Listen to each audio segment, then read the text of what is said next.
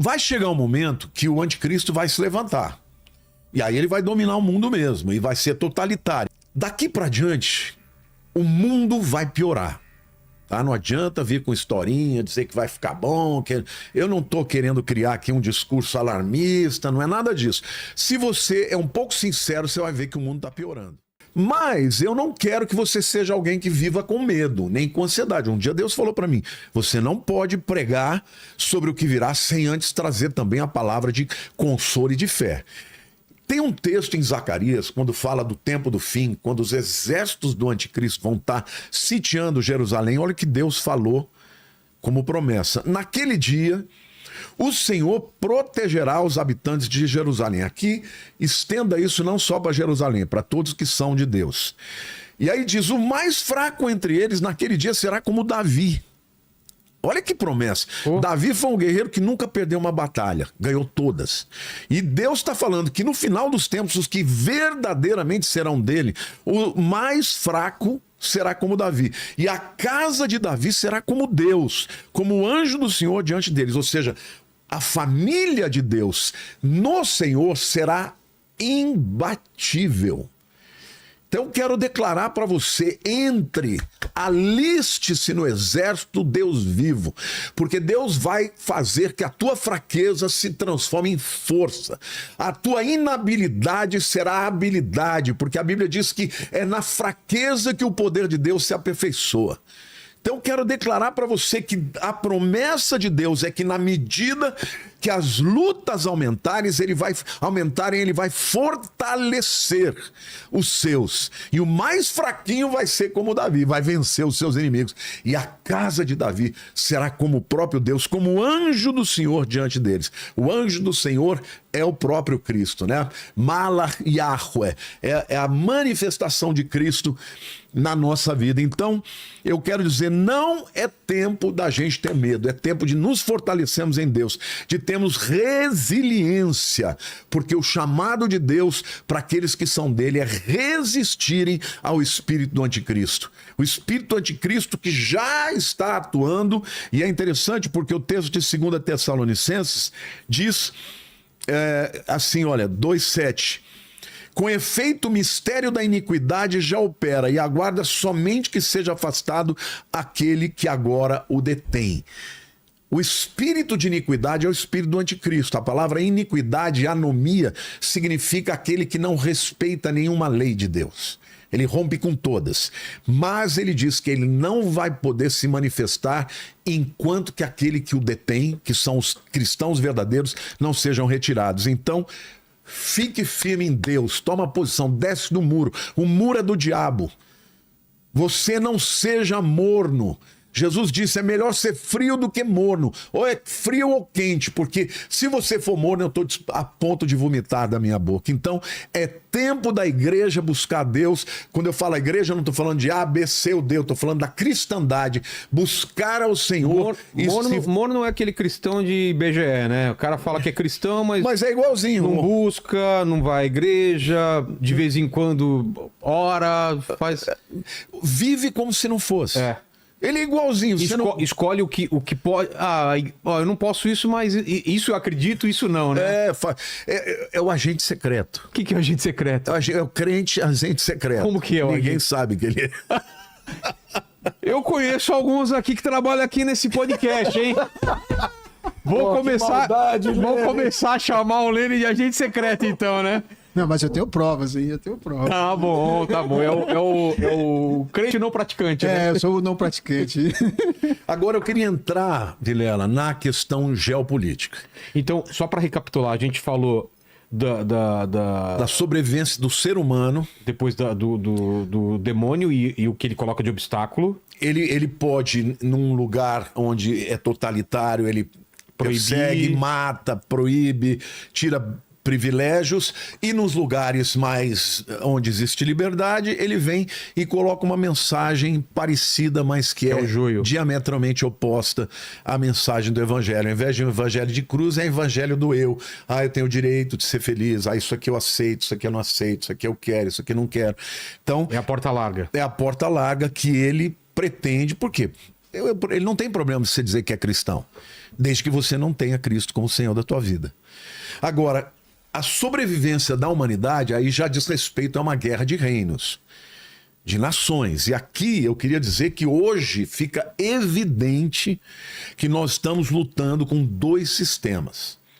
A guerra da democracia com sistemas autoritários. Isso está ficando cada vez mais evidente. No mundo inteiro. Não é, isso é no Brasil, não, é no mundo inteiro. Você vê a guerra de Irã com Israel. Pois é.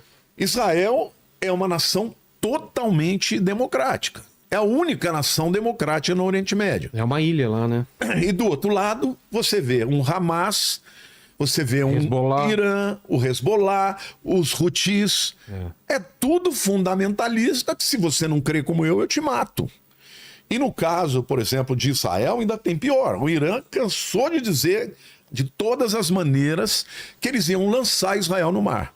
Agora, essa guerra é uma guerra que está expandindo de tal maneira que eu quero contar para vocês do quase atentado que eu sofri. Como foi? Eu fiquei até em dúvida se deveria contar, mas se tem um lugar para contar é aqui, né?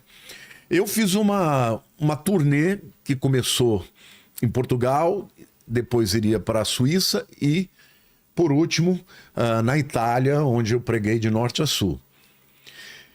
Em Portugal, eu tenho muitos seguidores. É a língua portuguesa, então muita gente me conhece e tal. Nós alugamos um salão de um hotel que cabia ali umas 500 pessoas e eu fiz por inscrição. Não cobrei nada, eu nunca faço turnê paga, é tudo de graça, mas eu falei, eu vou fazer inscrição porque os hotéis lá não deixam lotar. Como não deixou lotar? Assim, você diz, tem 500 pessoas, só pode ter 500. Não tem... A primeira vez que eu fiz, ficou mais de 1000 pessoas para fora. Aí ficou chato. Então eu falei, vou fazer com inscrição. Fizemos inscrição e tal. Teve o primeiro período da manhã. No período da tarde, eu trouxe a primeira mensagem. Quando eu terminei, vieram e me tiraram dali, meio que rápido, e me levaram para uma sala, assim, atrás do palco. E me deixaram ali 10 minutos. Não, pastor, fica aqui descansando um pouquinho. Eu achei estranho. E aí eles vieram e me contaram. Tinha 4 iranianos que tinham se inscrito.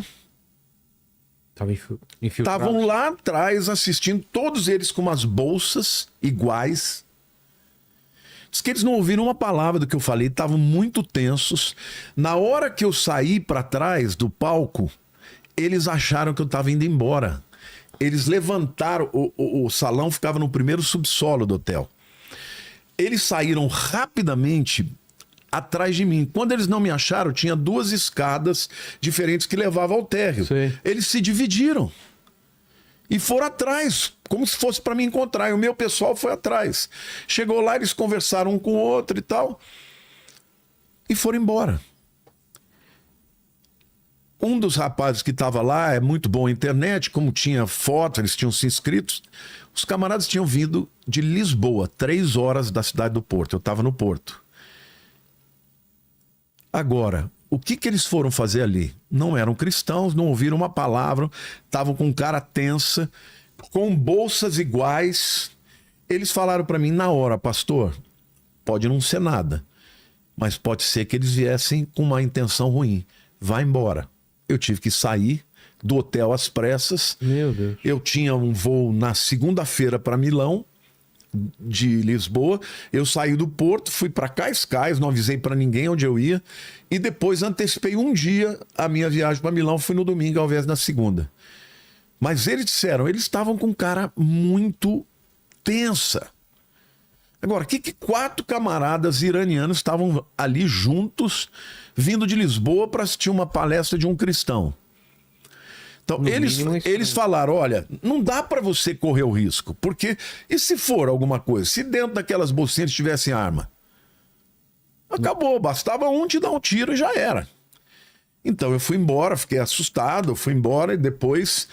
Lá na Itália, eles falaram, não, aqui fica tranquilo porque não tem tanta gente que te conheça. Afinal de contas, aqui é italiano, a língua é italiana, você não prega em italiano. O que eu percebo, e depois vendo um documentário na Itália, eles falaram que o Irã tem 13 mil células terroristas no mundo inteiro. Pode ser que eles foram lá só para ouvir o que eu tinha para dizer. Mas não dá para saber. A verdade, Vilela, é que nós estamos vivendo num tempo em que estes totalitários estão invadindo. Então, quando a gente fala de uma guerra entre a democracia e governos totalitários, a gente tem na Europa a guerra da OTAN contra a Rússia, ou Ucrânia e Rússia, não é? A gente tem o Islã contra o cristianismo, os refugiados que estão entrando na Europa, ameaçando a Coreia do Sul. o eixo do mal, né? Coreia do Norte, Irã, China e Rússia. Então, na verdade, nós estamos vivendo tempos em que esses grupos totalitários... O pessoal estava perguntando se não tinha revista na entrada. Não tinha, né? Não tinha. É uma coisa... A gente é cristão, a gente não pensa essas coisas, entendeu? Até falaram para mim, não, pastor, agora, quando você for fazer, você tem que contratar segurança. Eu nunca pensei nisso. Então, né? Porque é uma coisa pacífica, falar de fala Deus, de Jesus, né? falando de amor, mas os camaradas estavam com cara de, sabe, de péssimos amigos. Agora, que você sai lá de Lisboa para Porto 3 horas, para fazer o quê? No mínimo para saber se eu ia falar mal. E é interessante, porque Mas você não falou nada sobre... Estava no auge da guerra do Irã com Israel e eu fiz muitos comentários que deu milhões de visualizações. Não, lá não falei porque não era o tema. Não era o tema, né? Não era o tema. A gente vê também hoje a Europa está sendo invadida pelo islamismo. Por quê? Porque os países europeus hoje têm, na média, 1,8 filhos por casal. E os islâmicos que entraram, os muçulmanos, 6 a 7 filhos por casal. Países como Bélgica e França é irreversível, não tem volta. Mas Inglaterra, por exemplo, desde 1916 entrou um prefeito muçulmano em Londres, depois ele se reelegeu uma segunda vez, já está na terceiro mandato. Ou seja, eles vão crescendo em números, as crianças vão ficando adultas, começam a votar e eles botam os líderes. Ou seja, a Europa está em polvorosa. A Itália está diminuindo a sua população. Onde você vai, você vê, eu fui em Torino. Lá em Torino, na principal praça, tinha um dessas cabanas dos palestinos, com bandeira palestina, falando impropérios contra Israel. Ali, a Europa inteira está sendo invadida e dominada. Agora, imagina o que vai acontecer daqui 30, 40, 50 anos, entendeu? O destino das nações europeias é muito complicado, entendeu? Tem uma matéria da G1 que diz assim: população muçulmana na Europa pode triplicar até 2050. Estudo aponta que a proporção de muçulmanos deve aumentar, particularmente em países como Alemanha e Suécia, mesmo em cenário que a migração cesse. Percentagem de membros da religião devem crescer no continente. Então, de um lado, nós estamos tendo essa invasão. Mas eu quero dizer para você que ainda não é o fim da história, porque Deus está levantando um grande avivamento também nas nações europeias. Os jovens estão cansados do discurso marxista e ateísta. Eles estão buscando a Deus, estão invadindo as praças, cantando o nome de Jesus, declarando a fé. Eu creio que ainda existe um tempo, Vilela, para que o cristianismo se levante para resistir, não com arma na mão, mas com amor, porque o povo muçulmano também precisa saber que Cristo ama eles. E tem muitos muçulmanos que estão se convertendo porque encontram o amor de Jesus através do testemunho de alguém. E alguns estão sonhando, estão descobrindo que Jesus é o Messias. Eu tenho um amigo, eu não posso citar o nome dele, mas ele faz parte desse grupo GKPN que eu faço parte. Ele é pastor de uma das maiores igrejas no Egito. Mais de 10 mil membros. Ele tem um acampamento para liderança. E um dia, ele estava com umas 200 pessoas lá de liderança e ele começou a ensinar como é que orava. Porque muitos se convertem e não sabem como orar, como falar com Deus, é uma cultura completamente diferente. E aí tinha uma pessoa que ele olhou, ele não conhecia, era diferente dele. E quando ele deu oportunidade para as pessoas orarem, Esse camarada se levantou no meio e começou a orar, mas com uma tremenda unção, de uma forma diferenciada. Aí ele achou esquisito. Quando o camarada terminou, ele falou assim: olha, que bom, você orou com uma unção tremenda. Ele falou: não, eu não estava orando. Eu estava falando com Jesus. Issa, né, que é o nome de Jesus. Ele falou: é mesmo? Ele falou: ele estava aqui falando comigo. E eu quero pedir que vocês orem por mim, porque eu falei para minha esposa que eu vim aqui só para comer. Porque vocês sempre servem um bom banquete. E ela falou: não vai, porque eles vão te converter. Ele falou: de jeito nenhum, ninguém me converte. E ele falou assim: agora eu não sei o que eu vou fazer, porque eu sei que ele é o Senhor e o Salvador. Como é que eu vou explicar isso para minha mulher? E eles oraram por ele. Poxa. Quando ele chegou em casa, ela estava chorando. Ela falou: Jesus me visitou. E ele é o Senhor e Salvador. Então, Vilela, Deus está fazendo isso. Agora, queridos, nós cremos no Rei dos Reis, no Senhor do Universo. No final da história, Jesus é o vencedor. Então nós não podemos ter medo do que vai acontecer. Nós temos que viver um evangelho, Vilela. Um evangelho que constrange as pessoas pelo amor, pelo testemunho. Agora, se a gente começar a vestir armas humanas, começar a odiar o outro porque pensa diferente, e nós podemos ser levados para esse tipo de coisa. Sabe o que vai acontecer? O nosso testemunho vai perder força. Agora, é óbvio que nós estamos vivendo num tempo de guerra. É óbvio que nós estamos vivendo num tempo que estamos correndo risco de nações totalitárias dominarem, inclusive o Brasil. Eu tenho um primo que veio me visitar ontem e ele mora em Cuiabá. E ele veio, participou do culto e tudo. Depois, no final do culto, ele veio conversar comigo. E ele falou assim: lá em Cuiabá, você tem uma rodovia que vai, acho que para Santarém, não me lembro exatamente de onde que é. Ele falou: tem muitos armazéns de grãos, porque Cuiabá, Mato Grosso, é o berço do agro, né? Tem muita soja, tem muitos grãos. Ele falou: tem vários armazéns que já estão escritos em chinês com tradução em português. Os chineses estão comprando tudo. Aqui na América Latina, África. África, por quê? Porque primeiro eles vão mandar os grãos para lá. É, o novo caminho da seda, né? E aí depois eles vão começar a controlar preço. Essa história de querer mudar o dólar para uma outra moeda do BRICS. Veja quem são os BRICS hoje. É Rússia, é China, Índia, Irã, Rússia, Brasil. Quer dizer, são nações que estão ou já são totalitárias ou estão caminhando para o totalitarismo. Então você vê claramente que existe um perigo. E nós devemos nos posicionar, mas não adianta você achar que vai bater de frente, vai guerrear simplesmente na força do braço. Nós precisamos de orar. A igreja do Brasil tem que dobrar o joelho, tem que jejuar e tem que orar e tem que pedir a Deus para que nós não venhamos a perder, sabe, liberdade na nossa nação. Porque o Brasil é uma nação, sempre foi uma nação livre. Ainda, né? Livre, onde você pode professar sua fé. Teve perseguição em algum momento aqui no Brasil em relação à fé? Não, houve no começo do cristianismo, do evangelho, houve alguma perseguição por parte da Igreja Católica, mas hoje não tem mais. Não tem mais. Hoje uma das coisas que eu acho que foi muito bom é que hoje você percebe que tanto a Igreja Católica enxerga a importância dos evangélicos, quanto os evangélicos já não olham mais para a Igreja Católica como aqueles que vieram para cercear a sua liberdade. Então, eu penso assim, Vilela, que nós não podemos fechar os olhos e não acreditar que isso pode acontecer no Brasil, porque pode.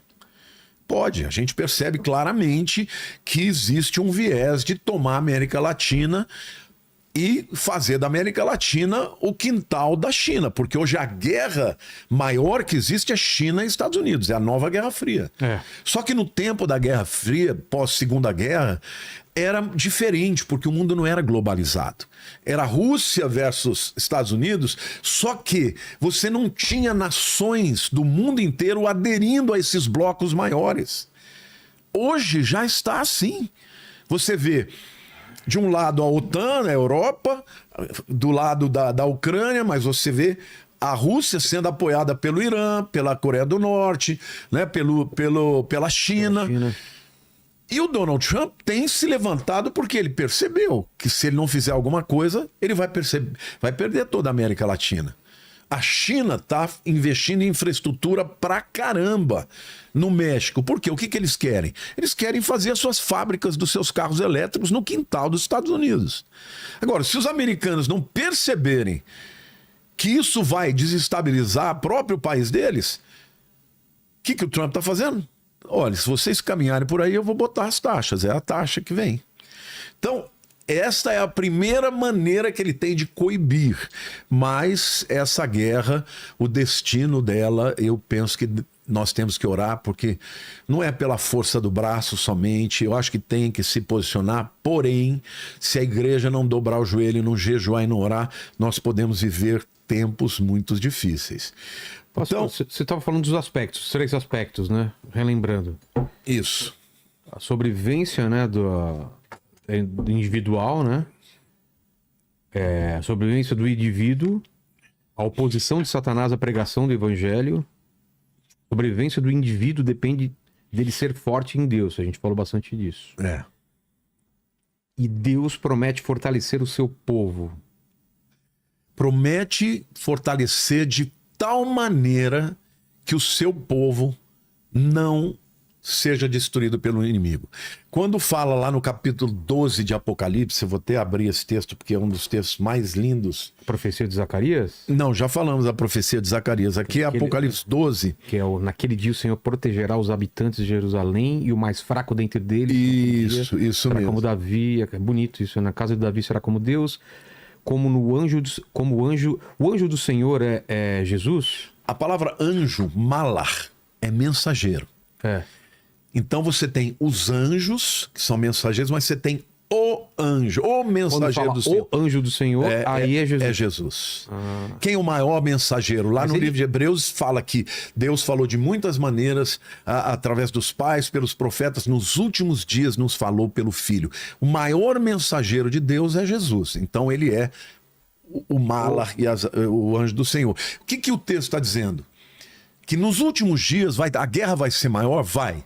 Só que o crente verdadeiro, não estou falando, pode ser católico, pode ser evangélico, pode ser de denominações diversas. O cristão verdadeiro, mais fraco, vai ser forte que nem Davi. E a casa de Davi, que fala da cristandade aí no caso, será como o anjo do Senhor. Que é como o próprio Deus. Ou seja, vai ser imbatível. Ninguém vai nos vencer. Agora, Apocalipse, capítulo 12, versículo 11, também fala de um tempo de guerra, diz assim... Eles, pois, é a guerra final, né? Sim. Eles, pois, o venceram por causa do sangue do Cordeiro. Tá falando do anticristo, tá? Os cristãos vão vencer o anticristo por causa do sangue do Cordeiro e por causa da palavra do testemunho que deram. E mesmo em face da morte, não amaram a própria vida. Ou seja, Deus vai levantar um grupo de pessoas que amam tanto a Jesus e que vão vencer o espírito do anticristo por causa do sangue de Jesus. O sangue de Jesus é que quebra todos os poderes das trevas. Os demônios estremecem diante do sangue de Jesus. Mas não é só o sangue de Jesus. Isso é o que Jesus fez. Fala do sacrifício dele. Fala da palavra do seu testemunho. Então, quando um cristão, Vilela, ele testemunha a palavra de Deus, ele é imbatível. Eu tenho uma frase que diz que um cristão no centro da vontade de Deus, ele é imorrível. Enquanto não chegar a hora de cumprir o seu propósito, ninguém pode matá-lo. Então, eu creio, sabe, que hoje nós estamos vivendo um tempo de muita...